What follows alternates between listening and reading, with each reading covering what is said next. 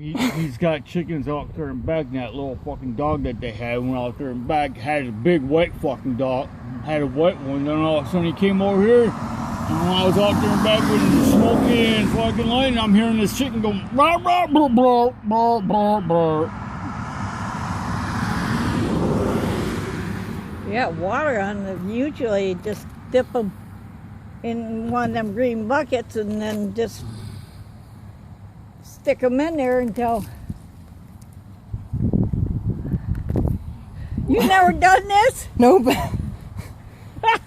Boy, you should have lived with me. When I wasn't born?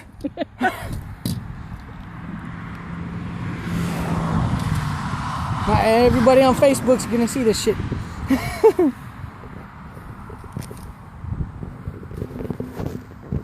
If you don't know how to pluck a chicken, you do now. I know how to pluck plenty of them. We used to can them. Are you gonna keep this feet, Grandma? I know you country folk eat chicken feet. No.